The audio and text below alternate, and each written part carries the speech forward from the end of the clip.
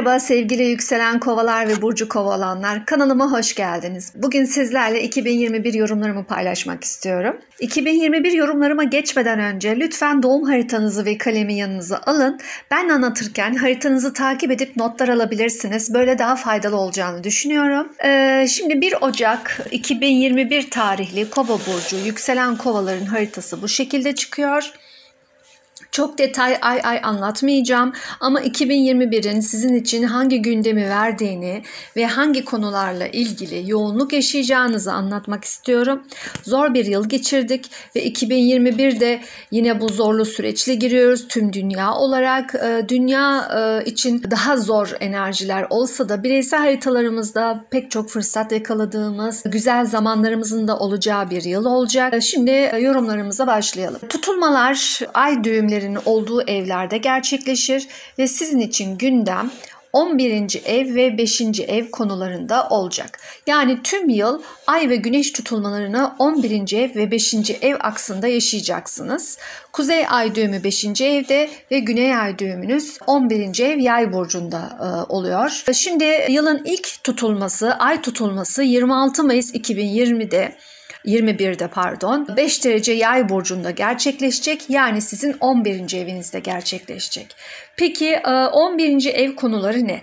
11. ev sosyal çevreniz, arkadaşlarınız, hayalleriniz, amaçlarınız, gelecek planlarınızla ilgili evde bir ay tutulmanız var ve aynı zamanda o evde bir güney ay düğümü de var. Yani geçmişten kalan bu konularla ilgili bazı düzenlemeler, bazı bitişler, sonlanmalar var. Örneğin artık bağlı olduğunuz bir sosyal grup varsa ve onun artık size bir faydasının olmadığını ya da sizin artık o gruba, o sosyal faaliyetlerle ilgili duruma bir faydanızın olmadığını düşünüyorsanız ayrılık kararı alabilirsiniz. Artık arkadaş olarak tanımlamadığınız kişilerle olan ilişkinizi bitirme kararı alabilirsiniz.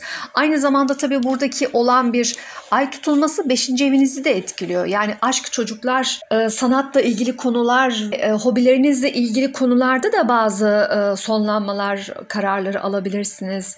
Ya da o tarz senaryolarla karşılaşabilirsiniz. Arkasından 10 Haziran 2021 yılında bir güneş tutulması var. İkizler burcunda 19 derecede.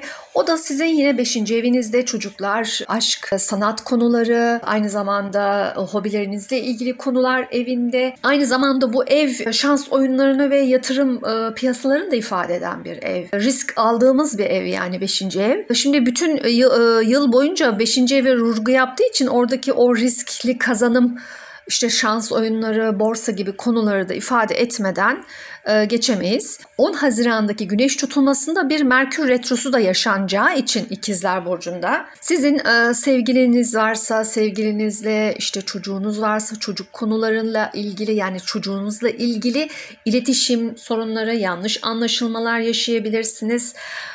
Hamile kalmayı düşünüyorsanız ya da tüp bebekle ilgili, yani tarzı bir hamilelik vesaire gündemdeyse, mesela bu özellikle güneş tutulması dönemine denk getirmemenizi öneririm.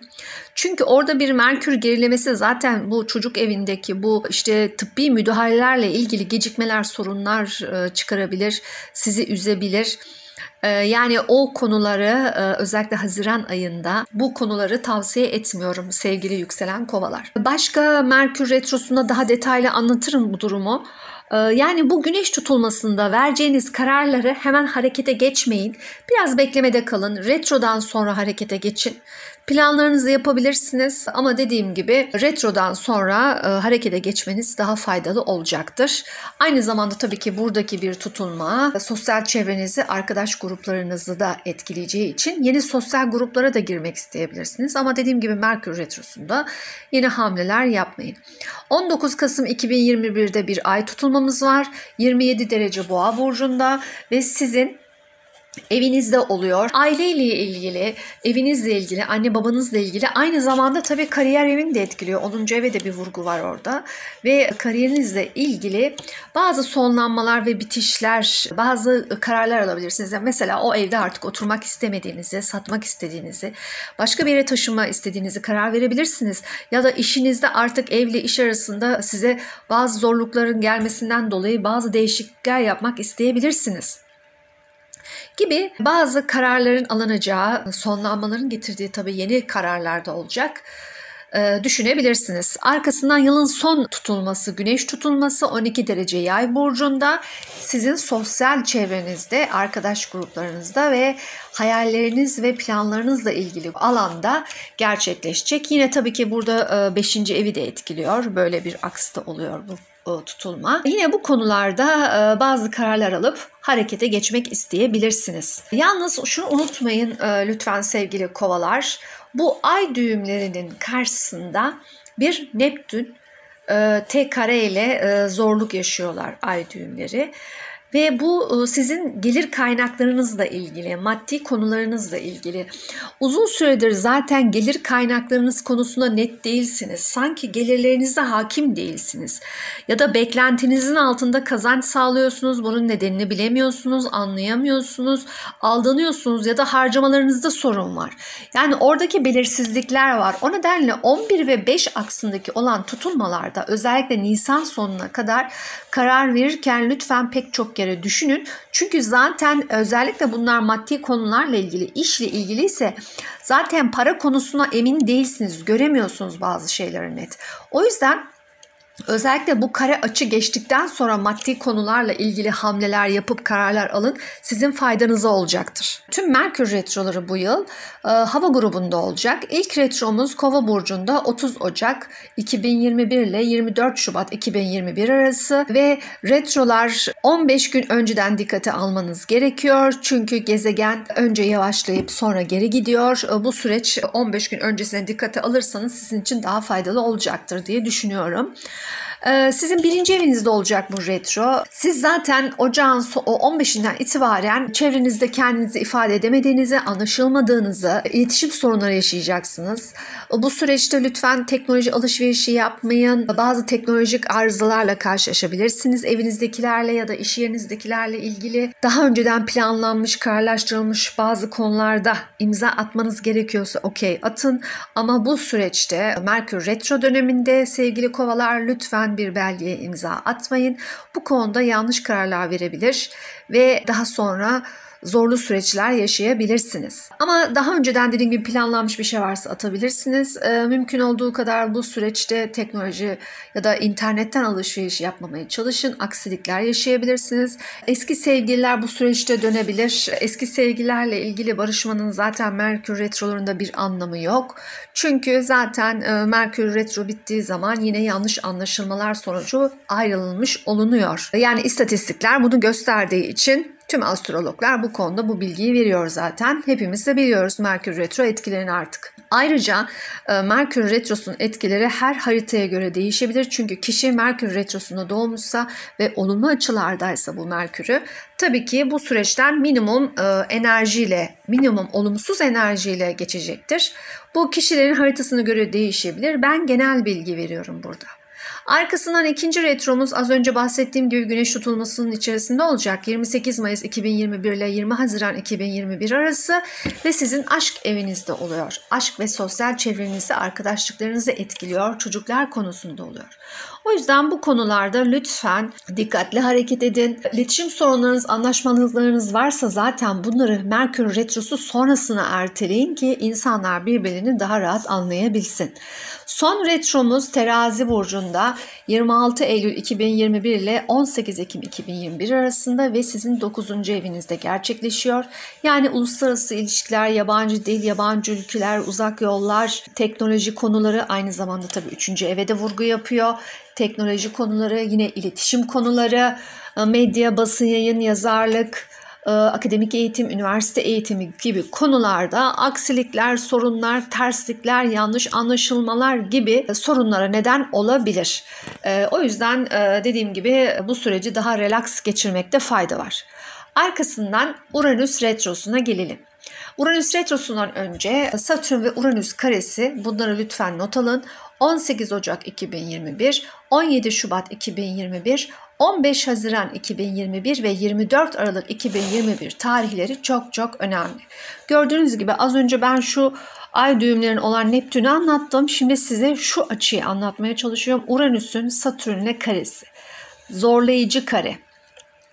sizi hangi konularda etkiliyor? Sizi bir kere fiziksel olarak benliğiniz, egonuz ve aileniz, eviniz, anne babanız konularında etkiliyor.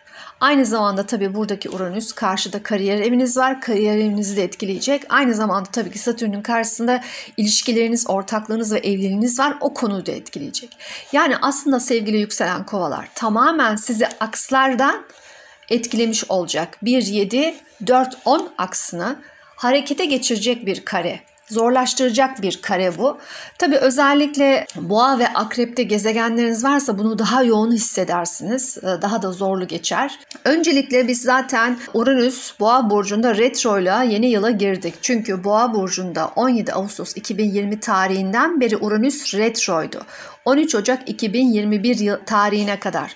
Sonra başlayacak yine hareket etmeye adım adım. Çünkü bunlar ağır hareket eden gezegenler ve 19 Ağustos 2021 ile 19 Ocak 2022 tarihine kadar tekrar geri gidecek Koç burcuna doğru. Bu süreçte tabii Satürn'le 4 kere kare yapacak. Burada adım adım giderken bu daha 6 derece boğada. Yani bu boğanın ilk derecelerine zaten bazı şeyleri oturtturmaya çalışıyor. Yani mesela sizi hangi konularda? Örneğin belli bir düzeniniz var, belli bir eviniz var, yıllardır oturduğunuz semt var. Artık o konuda değişime sizi zorluyor. Yani siz isteseniz de istemeseniz de Satürn-Uranüs karesi oturduğunuz evle ilgili, oturduğunuz çevreyle ilgili başınızı ağrıtacak, bazı sorunları tetikleyecek ve siz ani bir ev değişikliği kararını alacaksınız. Ya aniden evi satacaksınız, kiraya vereceksiniz ya da kiracısınız, başka bir yeri seçeceksiniz. Belki başka şehre taşınacaksınız, belki başka semte taşınacaksınız. Ama yaşadığınız sorun ve sıkıntılardan ani bir şekilde bu oturduğunuz, ikamet ettiğiniz yer konusunda özgürleşmek isteyeceksiniz.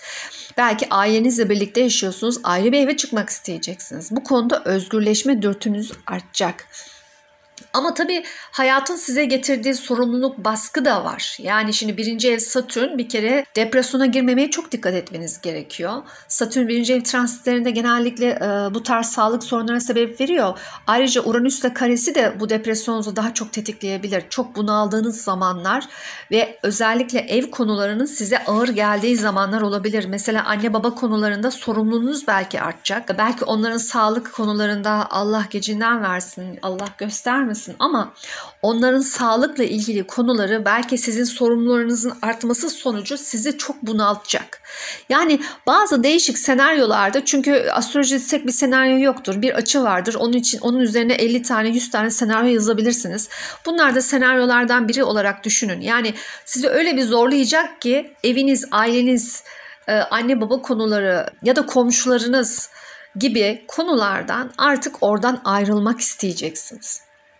O nedenle bunu severek yapmanız ya da bunu isteyerek yapmanız sizin avantajınıza olacak. Yani mesela yükselen kovalar bunu dinliyorlarsa hani şu ön bilgiye sahipler. Evet, ben 2021'de ev değişikliğine çok açık olmalıyım çünkü böyle bir gündemim var. Hani bunu zorlaştırmanın anlamı yok. Şöyle de olabilir, evde tadilata da zorlayabilir sizi. Mesela siz evden çıkmak istemiyorsunuz. Evde ama başınızı ağrıtacak sorunlar çıkabilir. Evde tadilat yapmak zorunda kalabilirsiniz. Belki tadilattan da memnun kalmayacaksınız. Orada da sorunlar yaşayacaksınız. Yani bu Satürn-Uranüs kareleri zamanlarına dikkat etseniz, ona göre kararlar alsanız sizin için daha faydalı olacaktır diye düşünüyorum. Arkasından Neptün Retro var. Neptün Retro dönemlerinde belki, yani 24 Haziran 2021 ile 2 Aralık 2021 arası belki gelirleriniz konusunda biraz daha bazı şeyleri görebilirsiniz.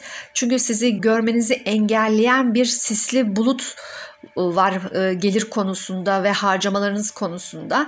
Belki dediğim gibi retro döneminde bazı şeylere hakim olabilirsiniz. Venüs retrosu var bu yıl. Normalde olmuyor. 2 yılda bir olur. Ama bu yıl son aya denk gelmiş.